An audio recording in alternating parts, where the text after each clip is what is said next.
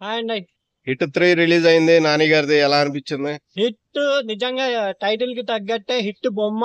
నాని గారు అత్తరు కొట్టేశారండి. ఆ కోపం ఏంటి, ఆ వెరైటీ చూపించడం ఏంటి, నిజంగా డైరెక్ట్ సైలెన్స్ కోను అయితే భయ్యా చాలా బాగా గ్రిఫింగ్ స్టోరీ రాసుకున్నాడు.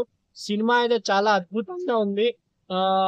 సస్పెన్స్ కూడా అలాగే మెయింటైన్ చేశారు. ఇంకోటి ఈ హిట్ 3కి సైలెన్స్ కోన్ గురించి మనం ఆల్రెడీ తెలుసు. హిట్ 1, హిట్ 2, సైందో కొంచెం నిరాశపడినా దాంట్లో కొంచెం టేకింగ్ ఆఫ్ బాగుంటాయి.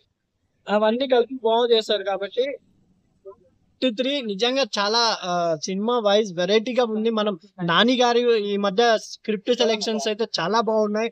నాని గారు వెరైటీ హీరోయిన్స్ ని కలవడం గానీ, ఆ సినిమాలో సముద్రకని వాళ్ళ ఫాదర్ గా ఉండడం గానీ నిజంగా చాలా హుందాగా యాక్ట్ చేశారు. అండ్ కోపం గానీ, ఆ సీరియస్నెస్ గానీ, లాస్ట్ లో అయితే క్లైమాక్స్ లో అయితే ఆ వైలెన్స్ అనిమల్ కి మొగుడులా తీశాడు సినిమా. నిజంగా ఇంకోటి హైలైట్ ఏంటంటే అసలు ఎవరు ఎక్స్పెక్ట్ చేయండి అంటే మిక్కీ జే మ్యాన్. మనం సీతమ్మ వాకిట్ల సిరిమల్లె చెట్టు, కొత్త బంగారు లోకం ఇలాంటి మూవీస్ అన్ని చాలా బాగా క్లాస్ గా మ్యూజిక్ కొట్టారు మిక్కీ జే మ్యాన్. కానీ ఈ సినిమాకి కొట్టారు భయ్యా మొత్తం. అసలు Mickey J man is back. అంటే బ్యాక్గ్రౌండ్ మ్యూజిక్ చాలా ప్రాణం హిట్ 3కి. ఆ బ్యాక్గ్రౌండ్ మ్యూజిక్ లేకపోతే హిట్ 3 సినిమా చూడలేము. అంత బాగా కొట్టారు.